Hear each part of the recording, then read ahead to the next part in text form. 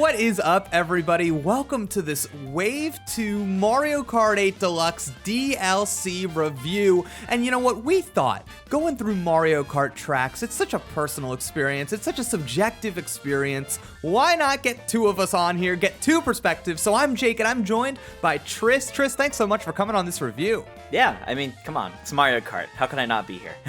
Of course. Okay, because I know I've got some hot takes. I know you've got some too. So we've got to set the record straight here. I think we start off with the first course in the Turnip Cup, New York Minute. What are your thoughts? New York Minute is the very first course ever from Mario Kart Tour originally. So it felt very early initially. So I was excited to see it come to 8 and see if it actually felt better.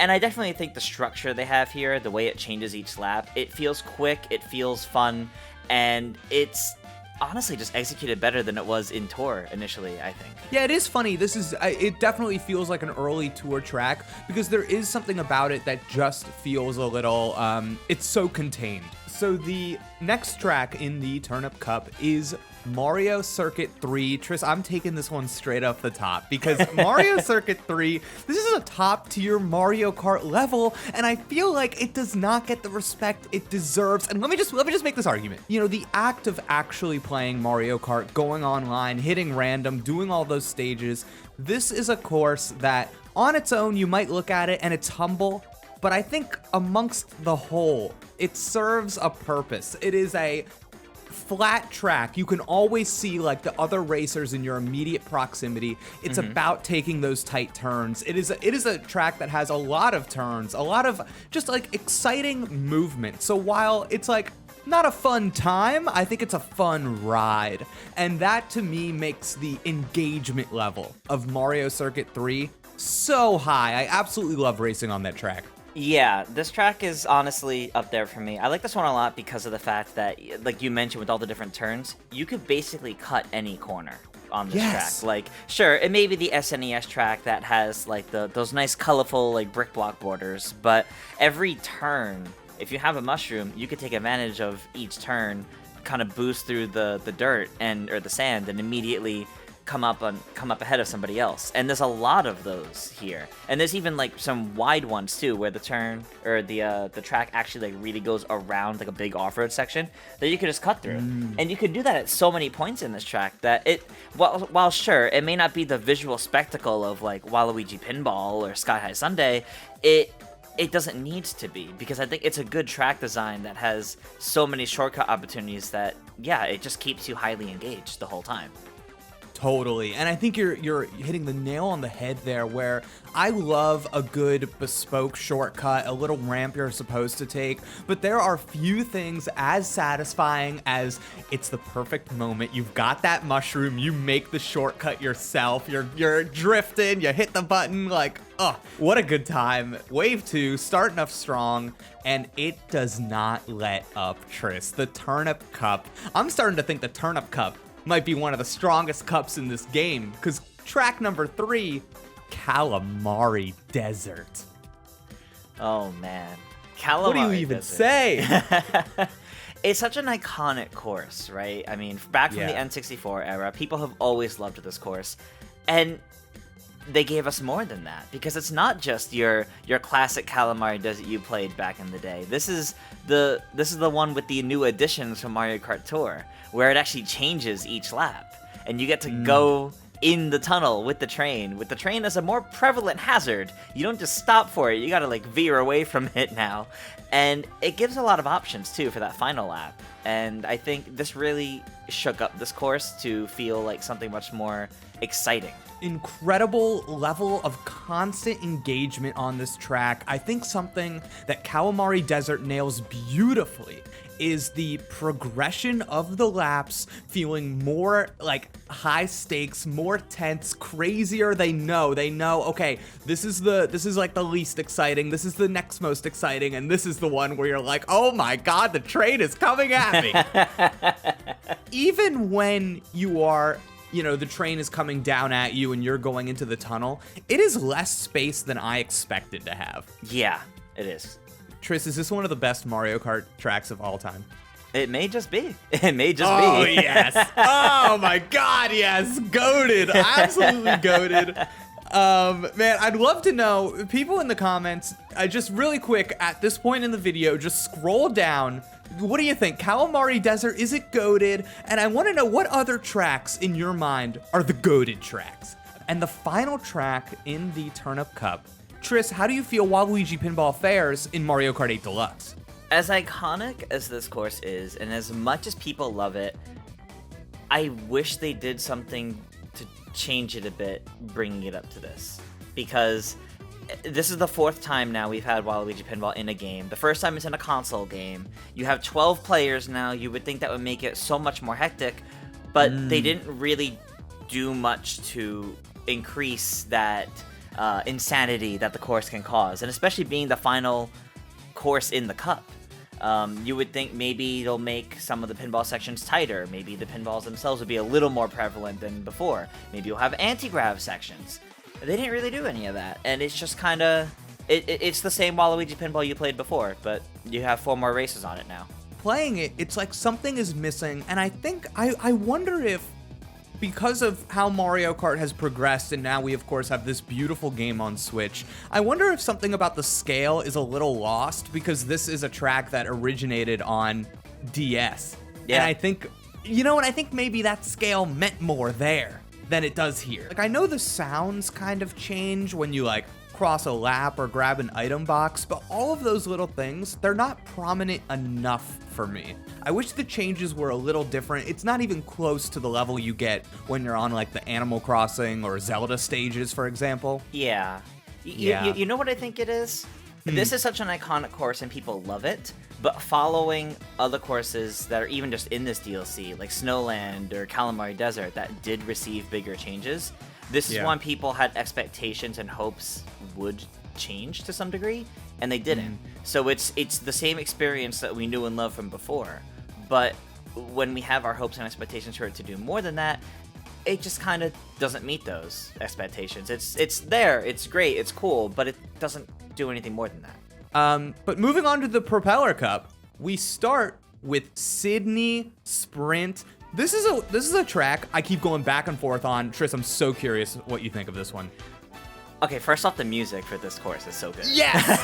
Yes! I have to say that first. It's so good. It was already good in Tour. And then they had the music here. It's like, ooh, listen to that. Fantastic. I think the best track out of all 8 of these. I've been like listening to it recreationally, which I do not do. And so like hats off to the Sydney Sprint track. Really fantastic. Yeah, I think this course, it does a really good job with what Paris Promenade did initially, of you have the course change how it plays out each lap, and then it also sends you in reverse. This did a great job of that, and it actually made the second and third laps feel longer than the first lap. But the way it all plays out in Sydney Sprint just feels like you're really going all over the place, and it's exciting. My one thing would be, though, I kind of feel like the movement, the way that the laps change in Sydney Sprint, it's a little too, like, overtly the hand of God, like telling me where to go. And I wish, because there are times where I want to go a certain direction and the like floating arrows are just like, Jake, no, we don't go there right now. And I'm like, well, come on, track. So there's something about it that the logic of it is a little weird for me, but I will say, out of all of the tracks, I like to think that there's like the ride and the drive. And I think the ride on Sydney Sprint, just like looking around, taking in the sights and sounds, is impeccable. I love the little theater. I love my favorite part of this track is when you're in like the little park overlooking the ocean. Yes. And you can see the boats on it really reminds me of, if anybody knows this reference, Domino Park in Williamsburg in Brooklyn. I feel like I am back there. It is such a cool vibe. I love seeing what's going on like the little benches in the park on the left, and then what's going on with the boats and everything in the oceans, the thing that looks like Daisy Cruiser but isn't all the way out there. Like, oh my God, such a cool like tour on this track. Really obsessed with it. Yeah, no, that's definitely a great way to put it because there's a lot of little vistas. There's a lot to see in this course. And unlike New York Minute, where it's all at night and it's mostly the city lights to see, this gives you a little more of the area to see. And it's just really nice. So our next track is Snowland. And the way I want to frame this, Tris, is that I feel like there is a goated snow course already in Mario Kart, and that is Sherbetland from Mario Kart Double Dash. Mm-hmm. And I just have a hard time with this track. I wish it were more like Sherbetland. I wish there were more things on the road. I wish there were more opportunities for us to get a little messed up. I see. So yeah. So I think what it ends up serving is a function actually more similar to a Mario Circuit 3, which I enjoy and I like the track and I really like racing on it. But I feel it lets me down in the ice theming a little bit. Thematically, yeah, I see what you mean. Yeah. I see what you mean. Yeah. Like you could have taken Snowland and skinned it to like anything else. Skinned it to like a desert, for example, and changed the penguin to something else and remove the ice traction. A lot of the course wouldn't change very much. I see what you mean there about that. But I actually like I understand how you feel about this course, but I'm actually at the opposite end of I actually really love this course, and it's one of the standout ones in this wave of DLC to me. And I did not expect that to be the case. I really like the shortcut potential on this track, just like Mario Circuit 3. I think the penguins make for an interesting obstacle that are just fun, and then you feel bad every time you hit them because you hear the little squeak. I think the feel of the course itself feels like a classic Mario Kart course to me, and that makes it really exciting. And I'm glad it's not one-to-one with the original, where it's like it's just ice everywhere and then some snowmen. Like, they themed up this place pretty nicely, and I think they did a good job updating it when the source material for it didn't really have a lot to work off of other than ice and snow, and that's it. I think what you're pointing out is that I have a toxic relationship with ice levels, and I assume they're gonna hurt me. And so now I have this like nice sweet one, and I'm like, oh, but why aren't you violent? Because you're right. It's supposed to be jolly, I think. Mm-hmm. Okay, cool. So the next track in the Propeller Cup is Mushroom Gorge from the Wii. I feel like it's one that when we're talking about this wave of DLC, when we see it coming, it doesn't get brought up enough. But now playing it, returning to it in its own way is kind of an iconic Mario Kart track. Oh yeah, absolutely. I feel like so much of the excitement of this track is that every time you bounce on one of those mushrooms, you just are not 100% sure how exactly you're gonna. I now listen. You're a bit more of a pro than I am. Every single time, I'm like, okay, do I do the trick or do I not do the trick? Am I getting too feisty on these mushrooms? Like, and it's that kind of. I've said this before, but constant engagement, that friction that I'm always thinking about every little thing. Am I gonna take the mushrooms to the left or take the ones to the right? Like, I love that stuff. It's really fun. It's really fun. It feels more like this course did back in Mario Kart Wii. It doesn't feel as toned down as it was in 7 or Tour. It kind of has that chaos back to it because, yeah, you take either mushroom path, but if you took it at any sort of angle, or if you're going crazy on the tricks, you might not make every landing. You may not stick the landing so well. It kind of has the same thing as Waluigi Pinball, where it didn't really change much from its previous appearances. But this is a case where people weren't expecting it to, and they didn't want it to, because you want that chaos in the mushrooms. You want that chaos bouncing around. And everyone just wanted that back, and we have that back, and it's fantastic. It is the iconic Mario Kart course that we wanted it to be, here as it should be. Our last track in the Propeller Cup, Sky-High Sundae, Tris, I think what is being widely recognized now as one of, if not the worst track in Mario Kart history. This track is awful, and I almost wonder what happened, because I feel like the design philosophies, the ways that Mario Kart creates tension, creates friction, I almost feel like it's not here. To rattle off a few things, I find it extremely weird that the handrails on the stairs going down and going up, they give you a boost instead of being an obstacle. Yeah, that's honestly really weird. There's this weird, like, I think the course thinks it's giving you tension when it's like going all the way up like a roller coaster. So all you see is a kind of ugly, bland skybox that already blends in with like all of the ice cream nonsense. And then I don't know. There's something about I think one really good drop would have been able to save this course, but the way that you traverse down, it's like confusing. I don't even know what I'm really doing. It seems like anywhere you go, you're gonna be fine. The vision exceeded the actual design. Out of all 8 courses, I do like this one the least, unfortunately. Like, despite being a brand new course and one of the first like brand new courses in a very long time, it doesn't really bring a lot of interest here.